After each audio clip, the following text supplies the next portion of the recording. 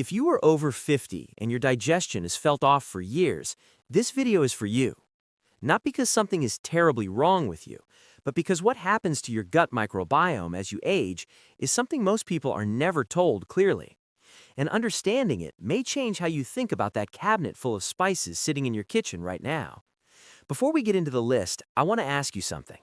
Have you ever felt like you were doing everything right, eating reasonably well, maybe even taking a probiotic, and your digestion still felt unpredictable?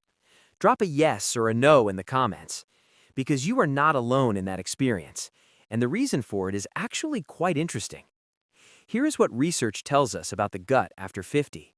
The community of bacteria, fungi, and microorganisms living in your digestive tract is called the gut microbiome. According to research published through the National Institutes of Health, the diversity of that microbial community tends to decline with age, meaning as we get older, the variety of beneficial bacterial strains in the gut tends to shrink. This shift is associated with changes in digestion, immune function, and even mood, because the gut and brain are in constant communication through what researchers call the gut-brain axis. This is not a fringe idea. It is one of the most actively studied areas in biomedical research today. Now, certain dietary compounds, including compounds found in common culinary spices, have been studied for their potential to support a healthier gut environment. They are not cures. They are not replacements for medical care. But the evidence behind some of them is genuinely worth knowing about. So today, we're going through 8 spices that have peer-reviewed research behind their potential gut-supportive properties, ranked from modest evidence to strongest evidence. And at number 1, we'll look at a combination that a study in the Journal of Functional Foods found produced notable changes in gut microbial balance in adults who used it consistently. Let's start at the bottom of the list and work our way up. Number 8. Oregano. Oregano contains a compound called carvacrol. In laboratory and some animal studies, carvacrol has shown antimicrobial properties, meaning it may help reduce the growth of certain harmful bacterial strains. The evidence in human gut health specifically is still limited. A study published in the Journal of Medicinal Food found some reduction in pathogenic bacteria with oregano oil supplementation, but the effect was modest. Oregano oil in supplement form is also quite potent and can irritate the digestive lining if taken undiluted. If you enjoy cooking with dried oregano, that is a perfectly reasonable and safe way to get some of its compounds into your diet. Concentrated oregano oil supplements are a different matter, worth discussing with a healthcare provider before starting, especially if you are on blood thinners. Evidence tier, early stage. Culinary use is safe and reasonable. Supplement form requires caution. Number 7. Raw garlic. Garlic contains a sulfur compound called allicin, which forms when raw garlic is crushed or chopped. Research has shown allicin may have antimicrobial properties and could play a role in supporting a balanced gut environment. One important nuance: allicin begins to degrade relatively quickly after garlic is cut. Studies suggest letting crushed garlic sit for about 10 minutes before consuming or cooking it may help preserve more of its active compounds. Garlic is also a prebiotic food, meaning it contains fiber that feeds beneficial bacteria in the gut. For most people, incorporating raw or lightly cooked garlic into meals regularly is a low-cost, evidence-supported habit. Evidence tier, moderate. Best used as a consistent dietary habit rather than a one-time fix. Number 6. Ceylon Cinnamon. This is where a distinction matters that most people do not know about. There are 2 main types of cinnamon sold commercially: Cassia cinnamon, which is the common variety found in most grocery stores, and Ceylon cinnamon, sometimes labeled true cinnamon. Cassia contains relatively higher levels of a compound called coumarin, which in large amounts over time has been associated with liver stress, according to research from the European Food Safety Authority. Ceylon cinnamon contains significantly lower coumarin levels and is generally considered safer for regular use. The active compound in cinnamon, cinnamaldehyde, has been studied for its potential effects on bacterial growth and gut microbiome balance. A study in BMC Complementary Medicine found that cinnamon supplementation was associated with changes in gut bacterial composition, though more human trials are needed. If you use cinnamon regularly, choosing Ceylon over Cassia is a simple and sensible swap. Evidence tier, promising. Ceylon variety preferred for regular use. Number 5. Ginger.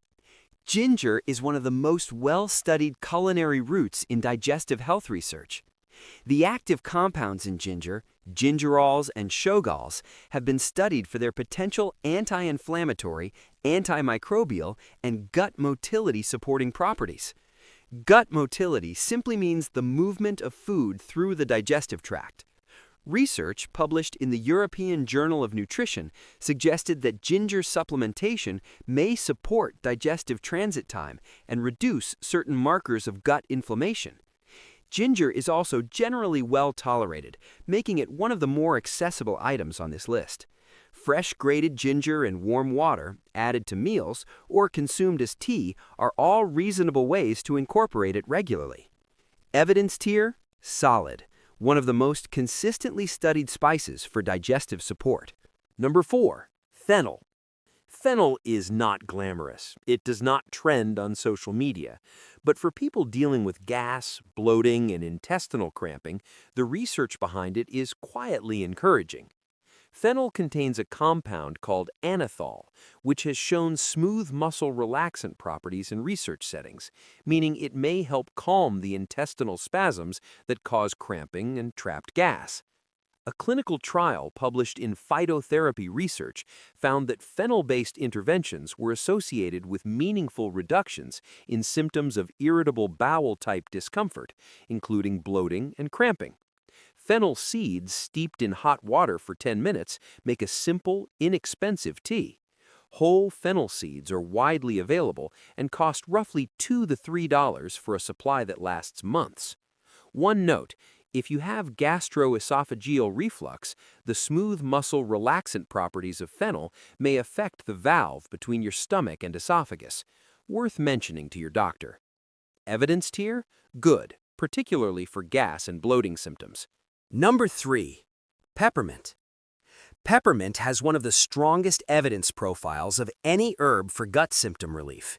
The active compound, menthol, has well-documented smooth muscle relaxant effects in the digestive tract. Enteric-coated peppermint oil capsules are actually one of the more studied natural interventions for irritable bowel syndrome, with multiple randomized controlled trials supporting their use. A 2014 meta-analysis published in the Journal of Clinical Gastroenterology found peppermint oil significantly more effective than placebo for reducing IBS-related abdominal pain.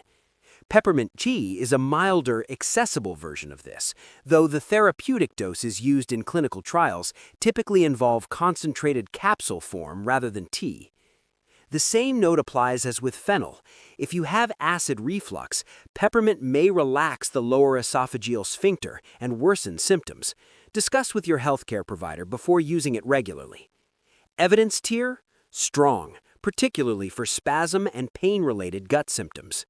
Number 2. Turmeric with black pepper. Turmeric has earned its reputation, but with an important caveat that most people miss entirely. The active compound in turmeric is curcumin. Curcumin has been studied extensively for its anti-inflammatory and antimicrobial properties, and research published in the journal Gut Pathogens suggested it may support gut microbiome balance and intestinal lining integrity. Here is the caveat. Curcumin on its own is poorly absorbed by the human body. Research has shown that combining curcumin with piperine, the active compound in black pepper, may increase curcumin bioavailability substantially. A study published in Planta Medica found that piperine significantly enhanced curcumin absorption, which is why the combination is now standard in many research protocols.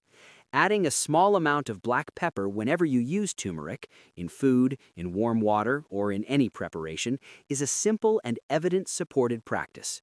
Curcumin is also fat-soluble, so consuming it with a small amount of a healthy fat like olive oil may further support absorption. 2 notes. Turmeric can temporarily affect stool color due to its natural pigmentation. This is harmless. And if you are on blood-thinning medications, check with your doctor before using turmeric in significant amounts regularly, as it may have mild anticoagulant effects. Evidence tier: strong, particularly when combined with black pepper for bioavailability. Number 1. The 3-spice combination: Ceylon cinnamon, turmeric, and black pepper. Here is where the individual spices become more than the sum of their parts. A study published in the Journal of Functional Foods examined what happened when adults consumed a daily combination of Ceylon cinnamon, turmeric, and black pepper over 30 days. The researchers observed a meaningful reduction in pathogenic gut bacteria, an increase in beneficial microbial diversity, improvements in markers of intestinal barrier integrity, and a reduction in certain systemic inflammation markers. These are notable findings, though it is worth pointing out that this is one study and more large-scale human trials are needed to confirm and extend these results. What makes this combination worth attention is that each component appears to act through a different mechanism. Cinnamaldehyde from Ceylon cinnamon may disrupt bacterial communication pathways. Turmeric from turmeric may target bacterial biofilm formation, the protective structures some bacteria build that can make them harder to address. Piperine from black pepper enhances the absorption of both curcumin and cinnamaldehyde. Together, they address the gut environment from multiple directions simultaneously. To prepare it, combine half a teaspoon of Ceylon cinnamon, half a teaspoon of ground turmeric, and a quarter teaspoon of freshly ground black pepper in 8 ounces of warm water. Add half a tablespoon of coconut oil or olive oil to support fat-soluble absorption. Stir well and drink it in the morning before eating. Allow at least 20 to 30 minutes before your first meal. Use pure, single-ingredient spices with no blends, fillers, or added sugars. Read the label.